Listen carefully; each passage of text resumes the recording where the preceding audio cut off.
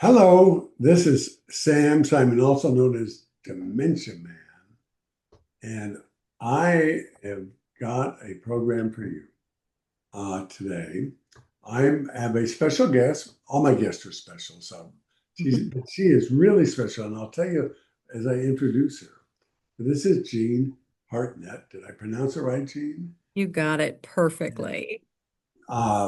She works under a brand called Radical Sabbatical.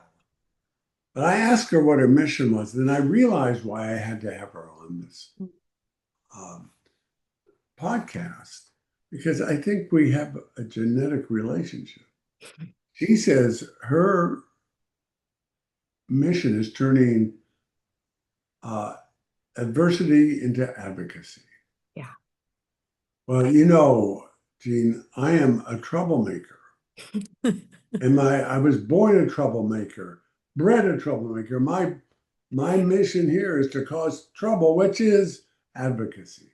In fact, Hmm. I think we were talking. I was about Ralph Nader, my mentor. My first legal job as a lawyer was 1970 with Ralph Nader. Wow. I've been trying to cause trouble.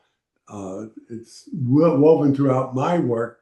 I don't know, many people who listen to this don't know each piece of my getting into trouble. Hmm. One of them was the arm. When I was in the army as a lawyer, I was told that they wanted to court-martial me for something I did. And you talk about causing trouble. Yeah. Uh, it's the only time I had to invoke the Fifth Amendment. Somebody called me up and said, "Well, didn't you really mean?" So I wrote an article for Nation magazine without permission of the Army while on active duty and criticizing him, of course. Hmm. And somebody called me and said, "Well, didn't you mean that as a letter to the editor?" Which would have been an exception. Mm. I'm afraid that invoking my Fifth Amendment, I can't answer that Yeah. because Wow. anyway. So the end of that story is that I did get a letter of reprimand, and they put it in my file. And then after my boss at the time says, "We have to agree that this meeting is over," it's like, okay. The Judge Advocate General would like me to tell you, good job. But So anyway, uh, I'm sitting here with a true radical then. You're radical not just in name only.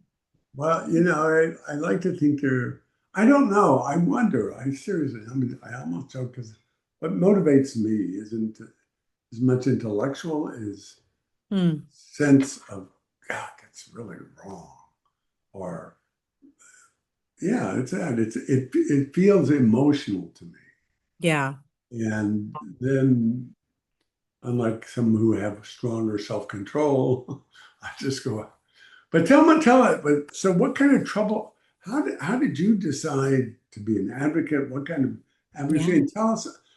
And tell us your connection. What and maybe give us a little background of Radical Sabbatical. I love a radical.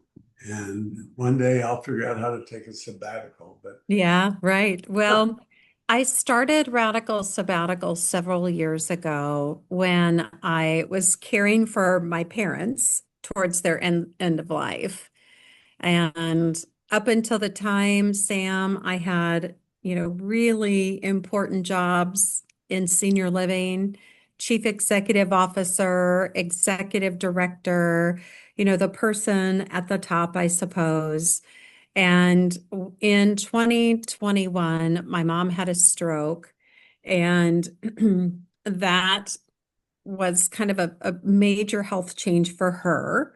She was my father's caregiver, and my both of them were, completely, healthy in terms of their mind and their spirit. My father had some mobility issues, and after my mom's stroke, there wasn't an ability on her side to take care of dad any longer. So I took FMLA, all the things that you can take when you're employed, and we just got to the point where they needed more care. So I moved back home, back into the basement.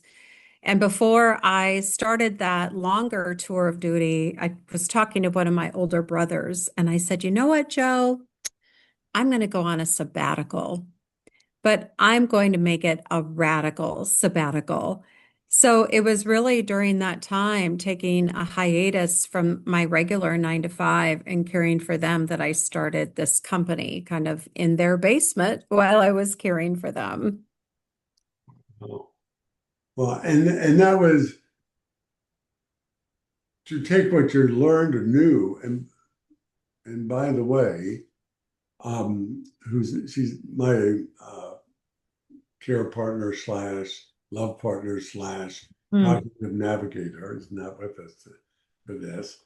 But she spent 14 years working as director of admissions and marketing for a senior living. It's called Tall Oaks at Reston, still here, and she retired from Oh, there. wow. I like. I think that some of that was like meant to be. So she's trained well. She's better able to be my partner than I think had she never done that. Yes. Never seen. Yes. Um, so your story reminds me a little bit of that. So now you try to take um, what you've learned and your knowledge, and who do you offer to? How do you, what do you do with this now? So I still really enjoy working in the senior living space. So what my company Radical Sabbatical does is it helps individuals, leaders, and organizations understand the trauma that many of us have experienced in our lives and really understand it from a frontline caregiver standpoint, a leadership standpoint, and of course, the older adults that we care for in senior living communities. So, your listeners may not know, but in skilled nursing facilities right now, organizations that are licensed as skilled nursing facilities are required to be trauma informed. And when I was running Nebraska's largest nursing home in 2018, I had no idea, Sam, what that regulation meant. I had no idea what it meant to be trauma informed. And it just so happened that my own healing journey from trauma was coinciding with this regulation.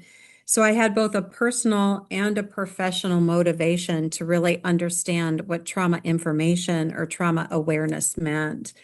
So, out of my personal work and combining it with my professional work, is how Radical Sabbatical came to be, and in helping organizations, individuals, frontline team members, and older adults understand and heal from the trauma that may have occurred in their lives.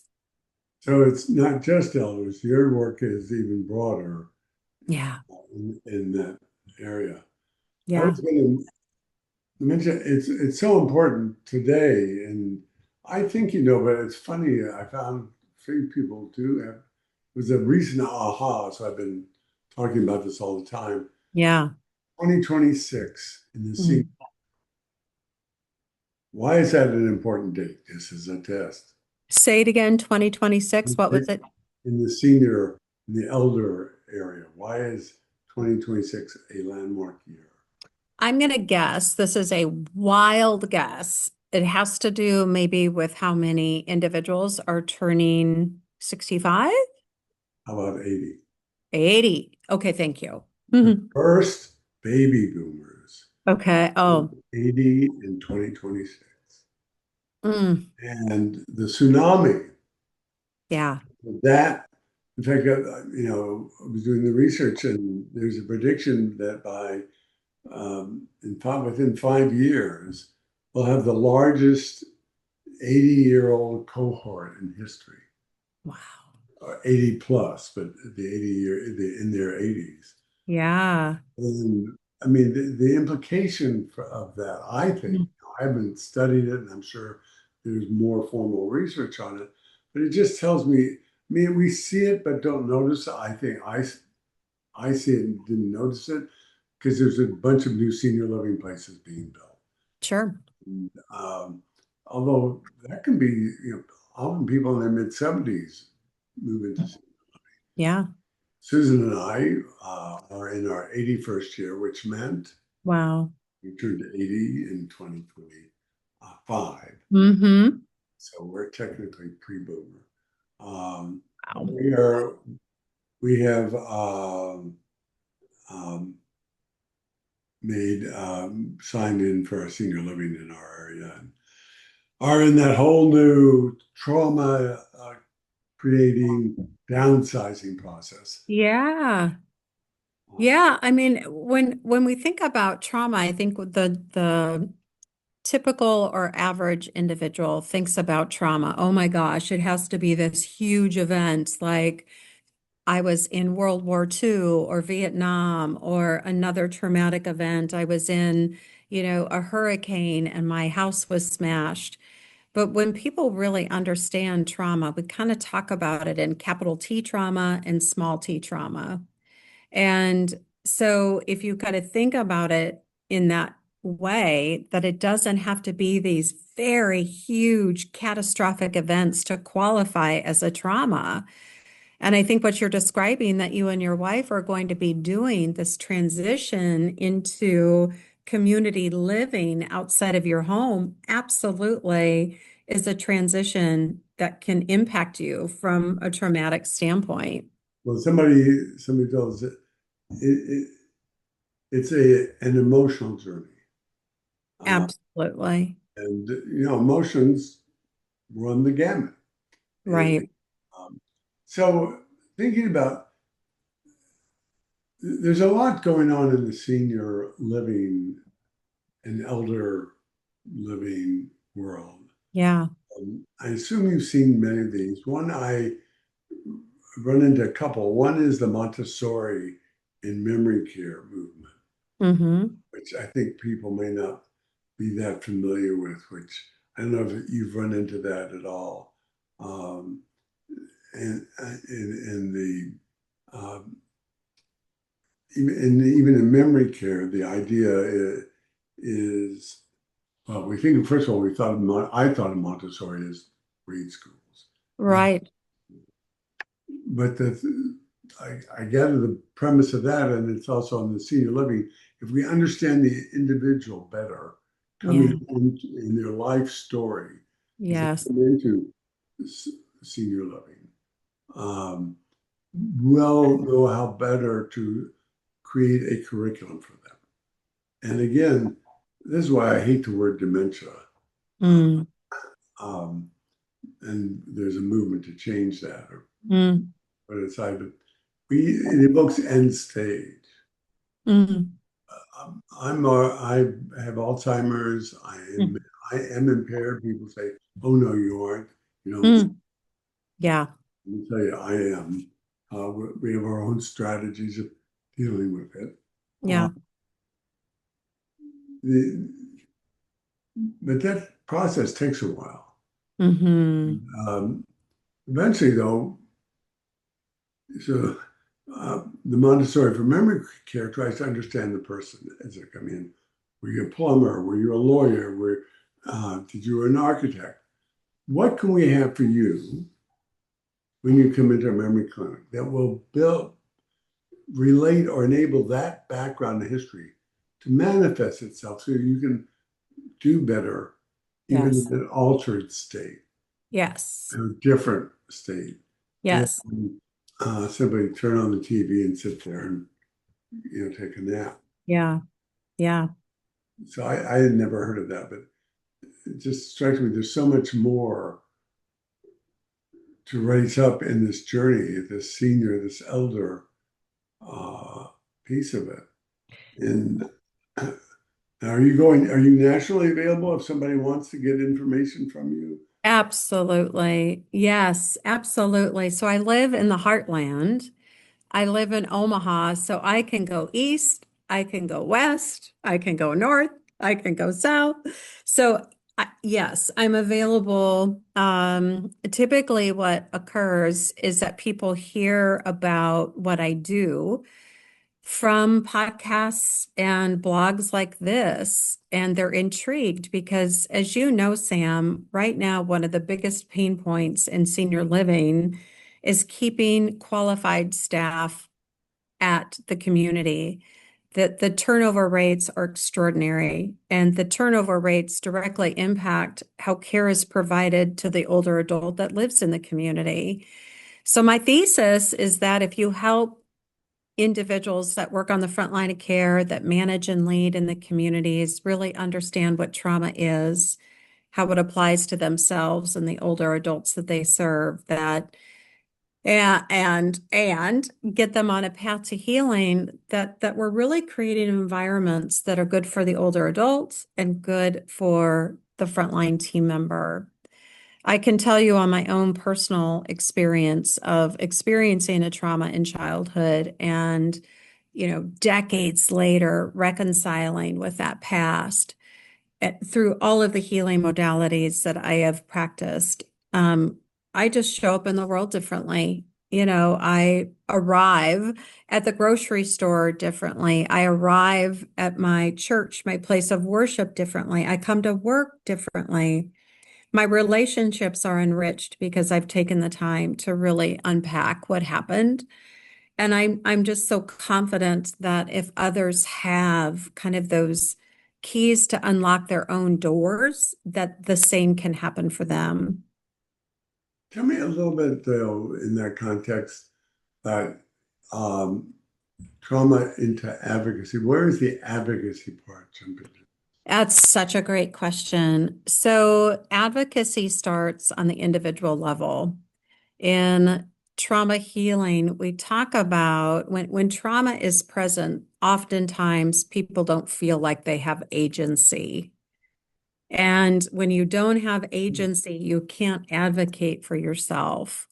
When you become trauma informed and really start reconciling with the past, using the healing modalities that are fit for you, your agency comes back to you slowly but surely, and therefore you become your own best advocate.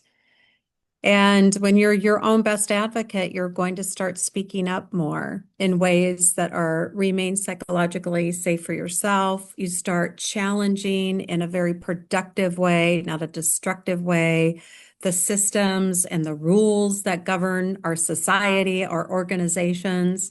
So it really starts kind of like, with the individual, but then crescendos out or pulls out to organizations and society. Yeah, it reminds me a little bit about my journey with Susan. Mm-hmm. Um, so difference, almost 25 years later, our roles have switched, but I was Yeah. informed. I learned a lot from that too. Mm-hmm. In that, as I was going through it with Susan, I didn't understand the trauma nature of it. Yeah. Yeah. Yeah. I did, in fact, it's complicated. I don't even know how even now describe it, but I don't like to use the word hallucinating, but I would go to a liminal place in my head. Sure. I'm on the abyss. She's going to die. When I understand what love really means, Mm. and I are a single soul now, and I'm going to lose half of that. Yeah. Do that, and but I would leave, and I would be in a liminal place. Mm-hmm. My head meant that's where I really was. And that liminal place was a ballroom. And we would be holding each other, and we would be surrounded by everyone we'd ever met and ever known, ever loved.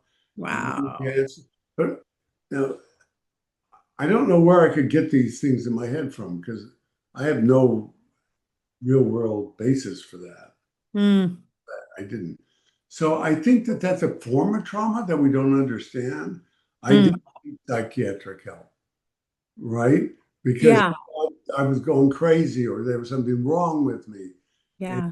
so I understand in part, just from a slightly different way, is that this trauma is not, we don't even understand we're in a traumatic. Now, I can't imagine being the one who had, because I've never done that, work with those people, work with Right. Yeah. people who themselves are in it, but then the how you create both the level of separation and engagement. Oh, yeah. You need to Yeah. be able to go home and be happy in a sense, and yet you can be intertwined with this, existential struggle that somebody's having. Yeah. To be there for them, and that can wrap you into that too. Um, so it's I can see it's really challenging. Yeah, what strikes me about your story in that what you just shared with me is that you were really using imagery as a way to soothe yourself. And I use imagery all of the time.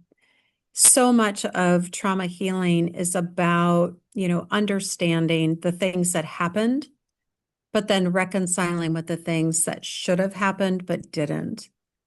And we use imagery in ways to go back in time or to imagine a place like a ballroom where you're holding hands with your wife, where it's really joyous. I'm sure if you could go back to that moment when you were doing that and really feel in your body what you felt, I bet you felt a lot of contentment and joy and love.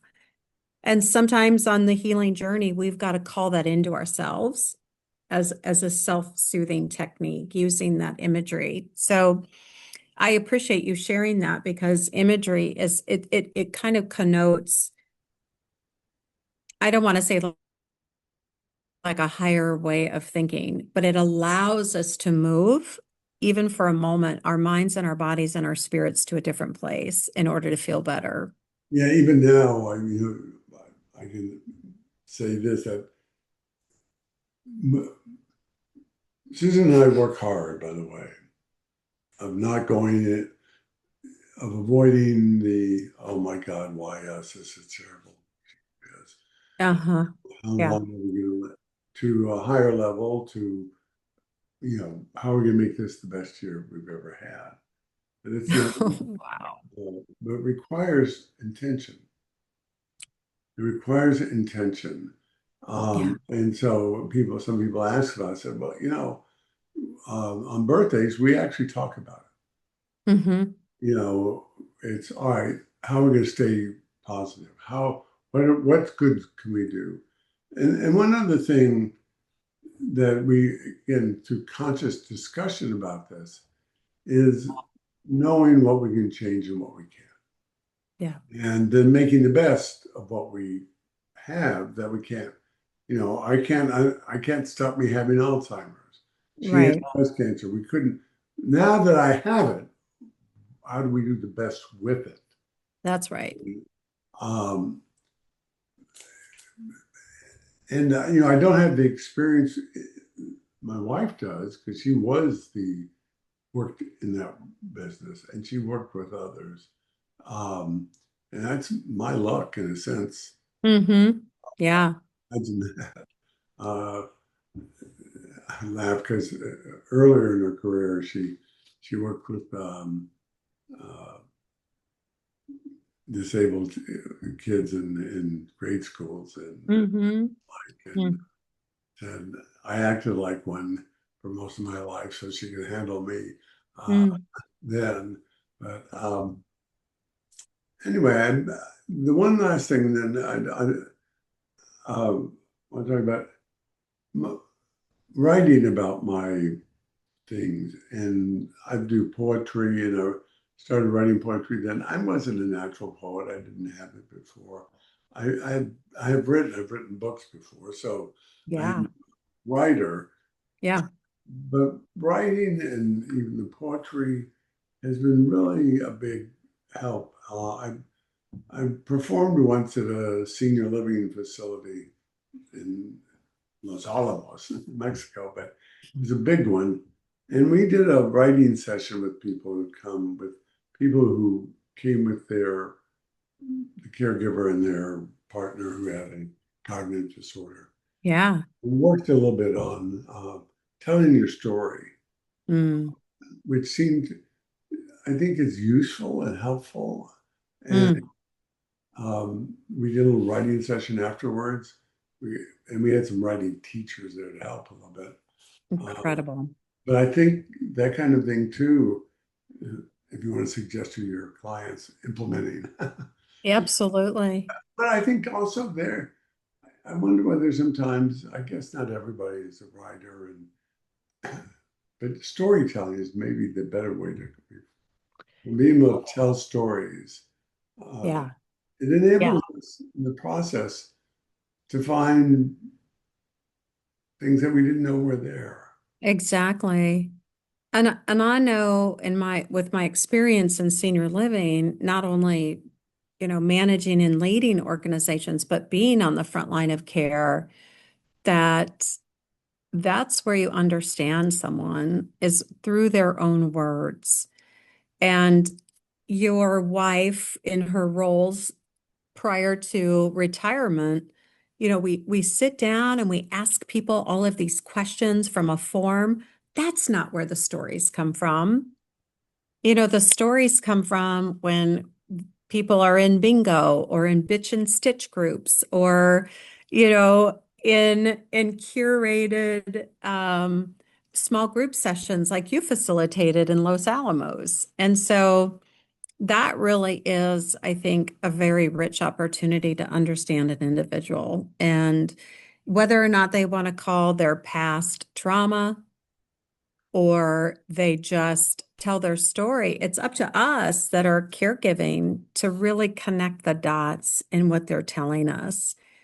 And through people's stories and understanding them, we can really provide better care. We, Yeah, we, and they can be really interesting. But this whole field, right, this whole universe is so important right now.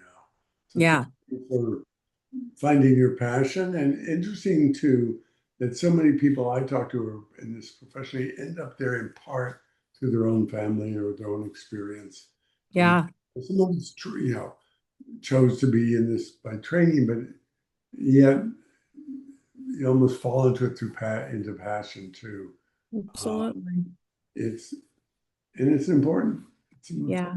important work. So people can reach you at Radical Sabbatical. You want to just My Yeah, my website is www.radicalsabbaticalcare.com. I love it. Radical. I'm gonna figure out how to call this radical storytelling about men. Yeah, yeah, yeah, I yeah. love it. You get to my top prize for getting the best name out there. Thank you, Sam. And if you're running around with Ralph Nader, that screams radical. You don't need a moniker. It just, says it by the company you keep. Well, if people get to see my show, they get to hear about it at 17, how I go down to the city council. Didn't tell anybody, not my parents. Back in the day, you had to take the bus, no cars. Yeah. Wow. At the end of the city council meeting, they say, anybody here to have any want to say anything? Well, they had just implemented a 11 p.m. Curfew for kids 17 and younger. Mm. I just turned 17. And I actually did homework and I had a piece of paper. I lectured them. I told them Nelson Rockefeller had thought that curfews were unconstitutional, and I gave them hell for discriminating. This is El Paso, Texas. I mean, they enforce it where the Mexican Americans live, not my neighborhood. Uh, So I go after them. It turns out there was a reporter in the room, and the front page of the El Paso newspaper has that story on me. That's how my parents found out what I did. Boy, was I in trouble. do you still have the article? You know, the Washington Post did a, a big story on Susan and I. Mm-hmm. We've got it on our website, and they found No way. it. They found it, and they have a picture of the front page of that back then. And but you know, it was an era where, you know, my parents said, keep your heads down, stop that. Why did you do that? And then eventually, when my mother's friend said they thought it was great, and she confessed to me that, well, maybe it was okay. Yeah. Yeah. If the neighbors like it, we like it.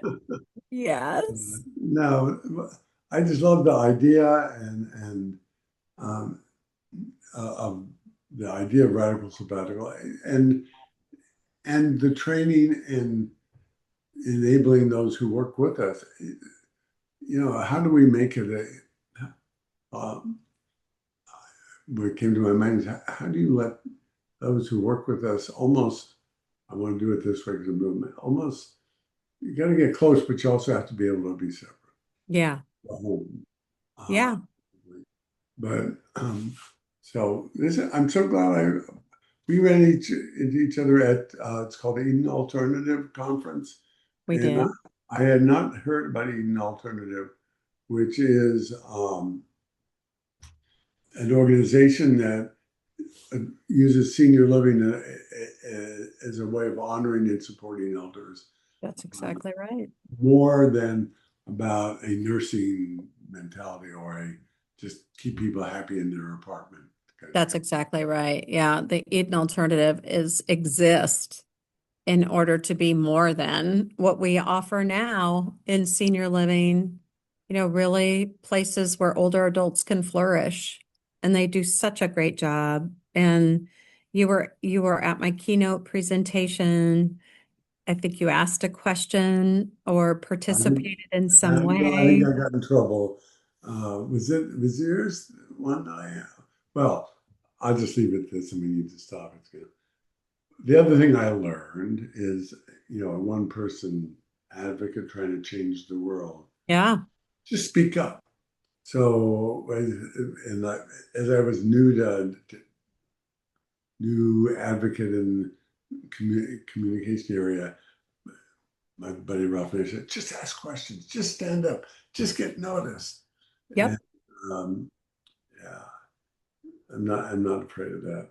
Of course, some people get tired of that. Anyway, I'm not afraid of that either, Sam. I think that's why we were kind of connected. connected, and we'll stay connected. Well, I hope so, and wishing you the best, and um, hoping I know our paths will cross again. I do too. We'll make that happen. And anybody interested, make sure the radical sabbatical care dot Calm. com, radical Yep. sabbatical care.com, and we'll have it up on the website too. So Thank you, Sam. thank you.